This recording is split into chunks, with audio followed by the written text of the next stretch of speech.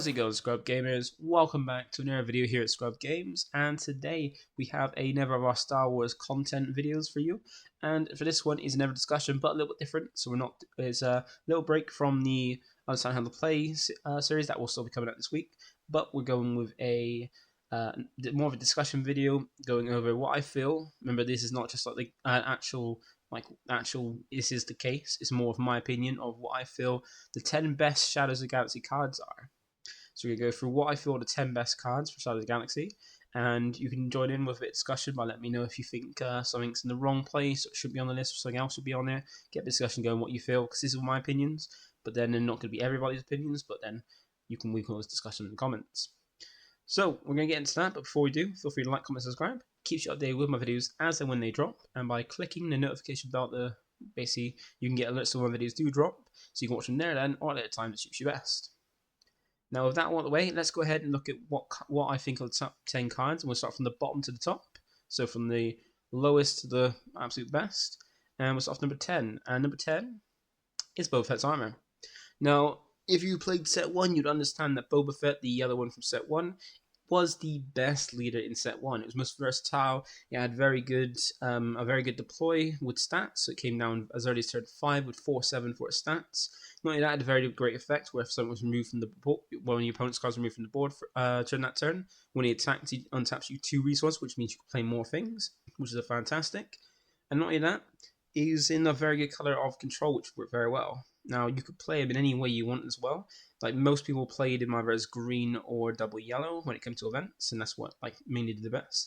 But you can play him in the other colors as well. You could play him blue-yellow for a very good control deck, or even red-yellow as well if you wanted to.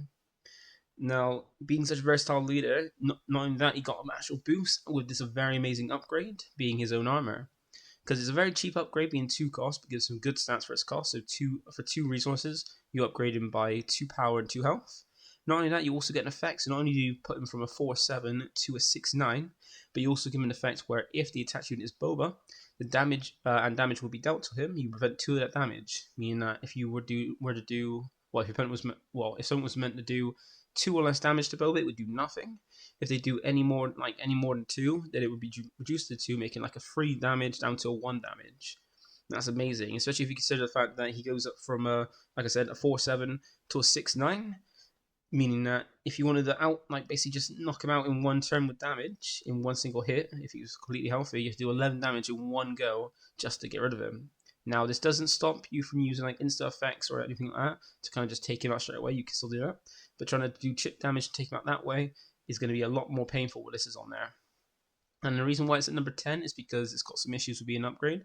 Because one, it's an upgrade, you got to draw into it and be able to equip the Boba. So if Boba is taken out before you can put it on him, you're not going to really make use of it. It's just going to be a 2 cost 2/2 upgrade. And so if you see it after he's deployed and been defeated, then it's basically not as great. And when you do play him on it, it still have a chance to remove it or even lock it down and stuff like that. And yeah, to having to draw into it, things that make it a little bit difficult. But even then, even if you equip it to it, if you do manage to deploy Boba and put on it, there are still upgrade removal cards that can take off upgrades and stuff. I can easily knock it off and you don't see another one. Then yeah, it's not gonna have a hard time. But it's a very, very good card for one of the best leader, the best leader in the game from at least set 1. I don't know yet about set 2 because we haven't had full match start yet. It's only just started. But it's a very good card. It's down to number 10 just because it's an upgrade, but then if you don't see it, use it, or it's easy to remove it, it's not as powerful. People first thought when they saw it, people just went nuts for it, but it's not as unstoppable as I really thought. But it's a very good one. So if you're playing Boba, get hold of this. It's a very good card. And now we're gonna look at what I think is number 9, the 9th best card in set in Shadow Galaxy, which is Let the Wookiee Win. So here another cunning card, and this is an event. So this is a 2 cost event, and it's on the heroic side of cunning, and it's a very nice one because what you do is you pay 2 to play it because of the event, and then you give your opponent one of 2 choices, and they're very hard ones to choose from because your opponent either lets you ready 6 resources. I mean, if they give you that option, you paid 2 to get back 6. You plus 4 on the resources, which is even better than what Boba can do, but this is a one-time use unless you can recycle it, which you can't currently, unless you use restock. And the other effect is allowing you to ready a friendly unit, And if that unit is a Wookiee, then you can attack with it and it gains +2 power for this attack. Now, you're not always going to get, if you use it in any deck, you're not always going to get, it's not always going to be a Wookiee, you're not always going to be playing Wookiees. So you may not get the, like, attack with it and the boost for it, but at least you're readying a unit, which means you can ready your leader, so you can ready, like, one of your leaders to attack again, make use, like, you can, like, re-stand a leader that could, like, when it attacks, it gets an effect to do something or something like that. Or even a unit that basically has a lot of power so you can attack again. So your opponent has to think about it. Given the situation, it could be very good where your opponent's giving back 6 more resources because they want you to ready something, so you can play something out again, so you've got more resources to play more things, do more things, you can, like, smuggle something in or just play something for your hand. And also, or even, like, use effects like boost something up to make yourself powerful that you do have on board. Or your opponent's thinking you don't want to give you more resources to do more things, so they're going to let you restand one of your units. And even then, you're restanding the unit, and if you played it correctly, you can restand a unit that could basically be swinging for lethal for, like, the finish of the game. Like, if you're using this after your opponent's, like, taking initiative, and you've got a unit that could basically, if it swings, that's enough damage to win for the game. Your opponent might not want to do that, so they might untap 6 resources, which could do something else you might want to do. But it's a very nice card because it's a very cheap costing, and if given the right situation, you can force your opponent to go with the option you want, and also just make it so it's very hard to choose because 6 resources already restanding unit is not something your opponent wants to do, that you have to do. But they're most likely going to give you what they feel is the worst option, which could be the better option for you. Now, this is what I feel is the 9th best card in the set, and then we go on to what I feel is the 8th best card, and that is Poe Dameron. So you might have been thinking as well from the start of this video that they're surely all going to be just legendaries, because, like, you got all the legendaries, surely all the top 10 cards are going to all be legendary rarities, like the legendary cards. And while that like could be the case for some, like, not all legendaries are absolutely snapped cards, not absolutely, like, busted. Some of them are, like, more niche, more like thematic, more gimmicky. Like, not all legendaries are actually busted. Like, just because they're given the legendary rarity doesn't mean they are, like, just completely broken cards. It could be, like, you even get ones that are quite cheap, more expensive, but it depends what the card does. And now for Shadows of the Galaxy, there are a lot of, like, cards that are in the, like, low rarities of rare, uncommon, common, that have very strong effects that are still, like, amazingly good. Well, not all leaders are. But Poe Dameron is what I feel is one of a great leader, because if you look at its stats and its effects, he is a 5 cost, which is not too bad in the light side of heroic, the heroic side of the aggression as well. And not only that, but for his 5 costs, you get very solid stats at 6 power and 6 health, which is very good for a 5, especially if you put that with the new Han Solo deck, which can play him out for 1 less but put 2 damage on. He becomes out on 4 resources as a 6/6 that taking 2 damage then, which is amazing. Not only that, you have the on attack, which allows you to discard up to 3 cards from your hand, and then for each card discarded away, you can choose one of the 3 options. Remember, you can't just discard 3 cards and choose the same option twice. You have to use each one. So if you discard 3, you get all the options. If you discard 2, you get two different options there. And if you discard 1, you get one of them. And the options are deal 2 damage to a unit or base, or you can defeat an upgrade, or you can make an opponent discard a card from their hand. So very nice cards that help you do something like, you can potentially take something out by doing 2 damage and ramming it in, or take off an upgrade, like, say, Boba Fett's armor, or make your opponent discard a card, so you discard a card from yours, make your opponent discard for, like, a nice hand control deck. Now, this is very great because the cost of it, with the stats to its cost, are amazing, and its effect on attack is very good because it can offer a lot of aggression, potentially to do 8 damage to a base by discarding a card, or swing and take it off an upgrade, so you have to worry about it. Or even, going for the hand control route. It's very flexible, very strong, and very good good stats for its cost.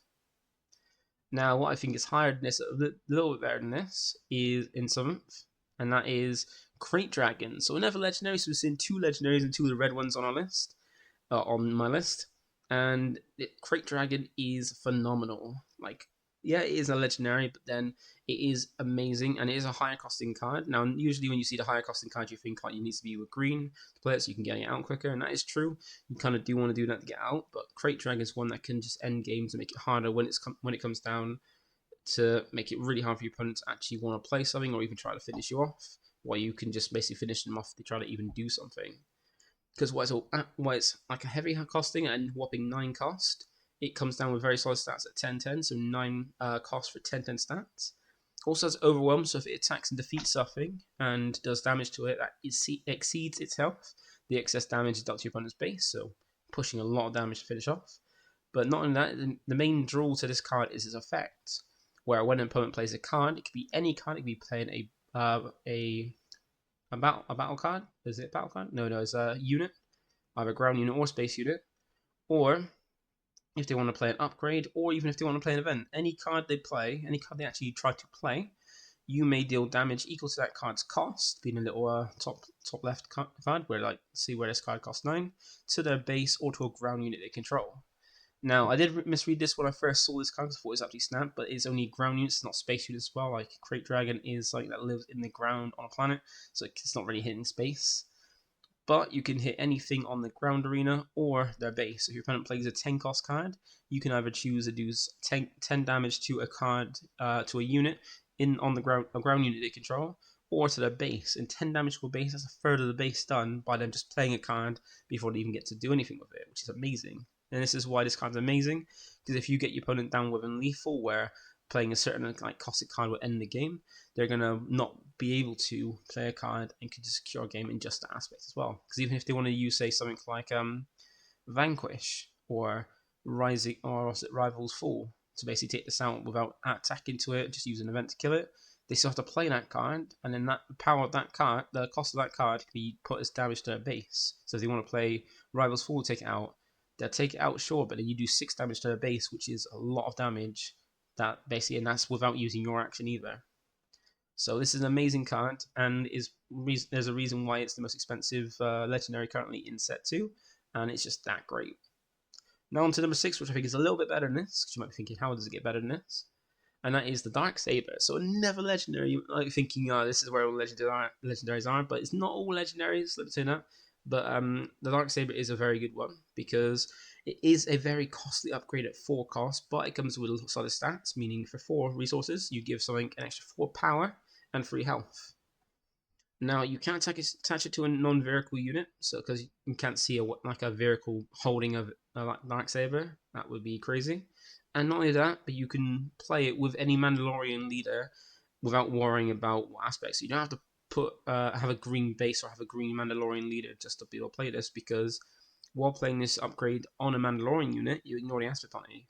So that means if you wanted to play, say, Sabine and put this on Sabine, you don't have to worry about playing a green base so you have access to the command. You can play like Sabine is double red, or blue yellow, and still be able to play this, because if you're playing on Sabine for the sole reason playing on her, because she's a Mandalorian, you don't have to worry about the aspect penalty. I mean, you can just play it for 4 no matter what aspect you've got, which makes it even better, because even then, this just improves Sabine from being the best aggro deck to even being even harder, even stronger, because you can play this on Sabine on their deployed turn, which is turn 3 at 4 resources, and it turns Sabine from a 2/5 to a 6/7. That's then swinging 7 damage to your opponent's base, because not only does she swing in 6 damage, but using her effect to ping a damage on your opponent's base, and that's a lot of damage on turn 3.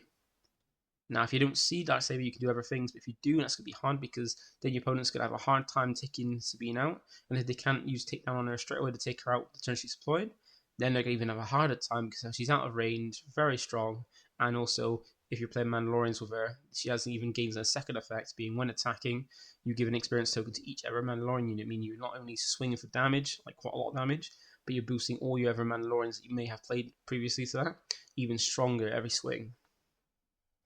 And this is just Snap, because not only that Sabine that can make it is also Bo-Katan. You even got it in the Everone Gar Saxon as well. And you got the Mandalorian himself as well. And even then, you can play it in any deck that doesn't even have the Mandalorian if you're playing blue, because you can even play Foundling as an upgrade on a card. So you can play Foundling on a card.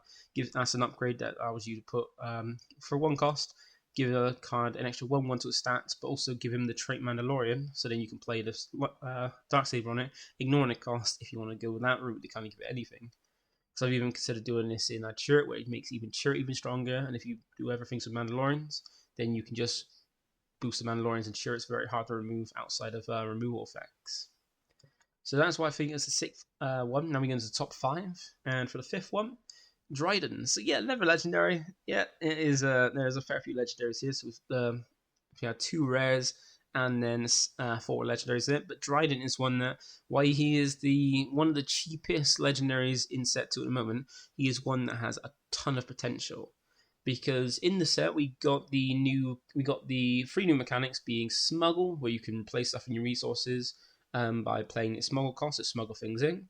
You also had the bounty mechanic, being able to put bounties on cards. When you defeat or capture it, you can gain that bounty, and also the capture mechanic, where you can basically just like take some, like capture something so it's held underneath a unit, and then if it's basically just hold it there until they till it's rescued.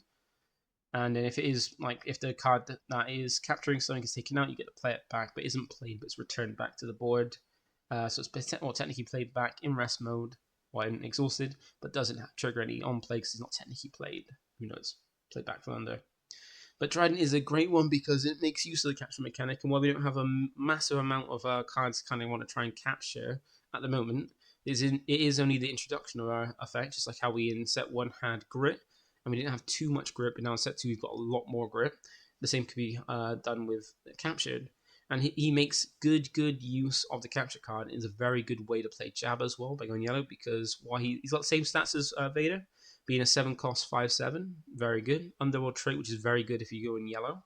And instead of ambush, like Vader, he has shielded, so he comes in protected with a shield. But that's not the main thing about it. The main thing is his effect, which is when played, you choose a captured card guarded by a unit you control. You may play it for free under your control. So you can basically use a card to capture one of your opponent's cards. So choose one of your units and have it capture one of your cards. And if you got it, and if it's still there after when you play Dryden, you can then play out Dryden, choose the card that's captured by one of your units, and play it under your control. So if you say you take one of your opponent's crate dragons, like capture that, you capture the crate dragon, it's under a unit you control. And if it's still there when you go to play Dryden, Dryden can play out a crate dragon onto your board under your control, which is amazing. So it works very well with Jabba, because Jabba just on deploy can just make one of your units capture one of your opponent's units, and then you can play Dryden straight after. They basically just say, I'll play that unit for myself now. And where he's shielded, he basically is protected to kind of do it again. And then you can even, like, after you pop the shield, McClunky him back to then play out again. They keep doing it if you focus on the capture.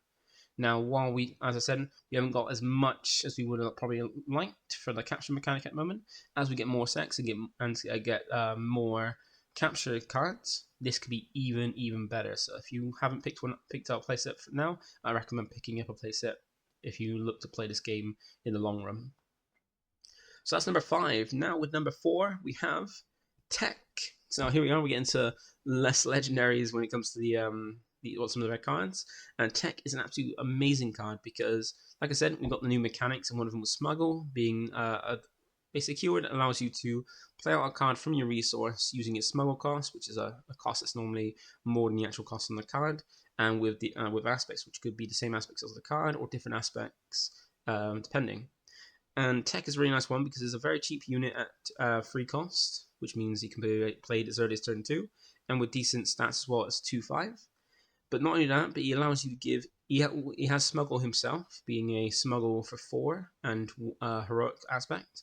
But also, while he's out, he gives each friendly resource Smuggle, and the card basically, each of your resources gain the Smuggle cost as their cost, the card's cost +2, and its aspect icons, meaning that technically every one of your cards in your resources gain Smuggle, and also the Smuggle cost being their cost +2 and their aspects. So technically you can play anything from your aspects for a normal cost +2, which is really nice. Meaning that if you do lose options on hand, you don't have to worry about it, because if you've got a very small hand, you can, with Tech on board, you can play anything from your resources as being Smuggle, which means you can start playing more things. You can start resourcing things, not worrying about if you're resourcing because you've got them there to play out thanks to Tech. And as long as you've got Tech out, you can basically have your if you played any other game where it's got something similar to this, like Dragon Ball, you can have your resources be an extra hand where you got things to play. And if you can protect Tech, you can make a good amount of use of him throughout the game. And remember, if you're playing something from your resources instead of your hand, you're keeping options in your hand, keeping your hand healthy, and basically not losing anything from your hand every time you play if you play some free resources. And there's some really good cards that make use of it. And there's even cards that might have a Smuggle cost that's a very heavy Smuggle cost, like DJ. But using Tech, you can give it a second Smuggle cost, so you can choose either play its normal Smuggle cost or the new one, depending basically which one you prefer. You can either play Tech for its big old 7 cost double yellow cost, or Tech's cost of 5 and just 1 yellow. So Tech, I feel, is one a great one and a good rare to pick up a playset of, because not only is it a member of the Bad Batch, which are really, really cool, but it's also a very good unit if you're playing any heroic deck. Now we go to the top 3, and for number 3 we have Tiny Invention. So this is the first common, so this is a common from the set. And you might be thinking I'm mad putting a common in when there's like so many good rares like other legendaries, but this is a fantastic card, and for a main reason. Because it's a very cheap card at a 1-cost event, but not only that, but it's got the effect to play a unit from your hand. Now you do have to still pay the cost. Now you should put the non-hyperspace versus the cards, because it loses out some of that kind of key text where it explains like what you need to do. Well, essentially it allows you to play a unit from your hand, still paying the cost of the card, just like ELC. You still pay the cost of the card, you're not playing it for free, but you get to give the card Ambush for this phase. Not only that, that's a fantastic effect to be able to play out a unit with Fat Ambush that normally wouldn't have for 1 extra cost, like so basically paying the cost of a card plus 1 extra to play. Well, you play the cost of any unit you want to play plus 1 extra, so you can play it out with Ambush, which is fantastic. People were playing ELC, the bit like green rare base for it, like a lot for most of the decks because of how great Ambush is, and this gives you it in the form of an event, a cheap 1-cost event to use basically rather than just once, just use it multiple times. And even if you resource it because you don't know what to charge in hand, you can resource it because it's got a smuggle cost. And the smuggle cost is only 1 more at 2 cost and 1 green. So it's a card you can smuggle, play resource early and then smuggle out later to make use of it. And it's a very good event because Ambush is such a good keyword, and having basically just a 1-cost event that allows you to do it later on in the game means even if you don't have ELC, you still have that way to surprise your opponent by doing that. And now we go into what I feel is the second best card in Shadows of the Galaxy, and that is Mole. Now you might have been thinking, where is Mole in this? Because Mole is amazing, and you are right. Mole is amazing because look at it. It should have been a legendary. It's got legendary level stats and effects. Because you think of it, I think how like legend is like Vader. He's a legendary that costs 7, 5 power, 7 health. Has ambush when he's played. You get the play up from the top 10 cards of your deck. Villainy cards that are up to a cost of up to 3 that equal to a cost of 3 or less combined. So you can play a 3 cost, a 2 and a 1, or 3 1s for free from it, all for the cost 7 and ambush and attack with very good stats. Now Mole basically does almost the same as Vader, same cost, also a force unit, but also underworld like different. It's a little bit different in his traits. Has a whopping 7 health, so like as much health or as much power as Vader has health, which is very good. 7 power on an ambush card is amazing. Also 6 health, so a very good amount of health as well. 6 cost means even if they were attacking each other, like Vader goes Mole would Vader, Mole would win. He also has ambush as well, just like Vader. So basically almost like Vader, like very, very close to being just like Vader, but being in a rare. And also overwhelm, so if he takes something out, he can do the excess damage to the base. And not only that, but he also has an on attack. So not only has he got all these good stats and stuff and traits, but he also has an on attack effect, which allows you to choose another friendly underworld unit. And if you do, all combat damage that would be dealt to this unit during this attack is dealt to the chosen unit instead. So that's absolutely amazing. So if you've got, say, something like a Crafty Smuggler on board, a 2 cost 2/2 that's got a shield, you've got him out with a shield, you can plant Mole, use Mole's use ambush to attack, and on attack use the effect of Mole to use the on attack to choose Crafty Smuggler. Now whatever you attack into, you do your 7 damage to that, but when they do damage back, the damage goes to Crafty Smuggler instead. So instead of Mole taking any damage, he comes up unscathed with no damage on him, while Crafty Smuggler takes the damage, and if he's got a shield on Crafty Smuggler, the shield goes instead, so you've lost literally nothing. We've taken out something with the 7 damage or something, or even if he didn't have a shield, you still a 2/2 units taking potentially 5 damage that Mole would take back, or 6 damage, which is amazing. And Mole is an absolute crazy card. And if you did want to play some like decks from like set 1 like Boba and stuff that normally has like Vader and Boba, which are quite costly cards because they're very expensive legendaries, if you want to play on a budget, Mole could be used as a very good cheaper alternative to Vader if you can't afford Vader or get Vader, because it's got the same kind of stats. Doesn't do exactly the same, but does it enough that it may even synergize better with Boba, with the fact it's underworld and how it wants to work. So that's why I feel is the second card. If you think this maybe should have been the first, like the best card in the deck, or any of the other ones, and you might be wondering what the first one is. Well, here's what I feel is the best card in Shadows of the Galaxy, and that is Rivals 4. So again, our second common on the list as well. You may think, yeah, that's crazy. Why is a common the best card in the set? Well, because it's never one of those insta kill events. Basically, cards that like instantly defeat a unit without like having to do damage. Just instantly defeat a unit. And not only that, not as an expensive event. You might think it is an expensive event. It's 6. Like, yeah, it's very expensive, but it just defeats a unit. If you look at some of the other events we have in blue, you've got things like Takedown, which can defeat a unit that has 5 or less health. So it's got like it can defeat something, but restriction. You've also got Vanquish, can defeat something as long as it's non-leader. So defeat any non-leader unit, so it can't defeat anything. You got even a new what's it? Fell the Dragon, or yeah, like Fell the Dragon, I think it's called, which is a 4-cost event which allows you to take out any non-leader unit that has 5 or more power. So once again, restriction on 5 or more power and a non-leader. But Rivals 4 just allows you to take out anything, no questions asked. Like if you only pick 6, you can just go down, take this out. And one problem that some decks might have had is that with leaders, where you got very few things that hit leaders with instant taking them out. Like you got Takedown, which can take out anyone that has 5 or less. You can do a bit of damage on it, take it out. But by the time you've done a little bit of damage to it, then it's already done something. So it's been used a little bit before it can actually develop. Whereas like some leaders, like Sabine, Chiro, and another one, and Iden, can be taken out the turn they're deployed because they've got that low health and they've got that your opponent's got that cheap event that just goes, yeah, I'm going to take out your leader. Any other leader, if they just got like comes out like, okay, I've got to try and do this kind of thing to kind of do enough damage through it so I can take it out because I can't just insta kill it. But now Rival Sword just comes down and goes. Some leaders do actually deploy it 6 resources, so they just deploy it and instantly Rival Sword comes and takes them out. They've deployed it while they haven't played any resources or use anything to deploy it. They just use their 1 epic action to deploy it. Is then taken out, so it basically got no use if the leader didn't want to deploy. Like Boba that wants to come out and start doing its effect. Taken out before it even gets to do anything is fantastic, and that's why I feel like Rival Sword was the best card in set 2. So that is it for today's video. That's what I feel are the top 10 cards. It might be so. I was kind of thinking about like other cards, just some other ones on my list, thinking where to put them in. But I feel those are the 10 best cards from set 2.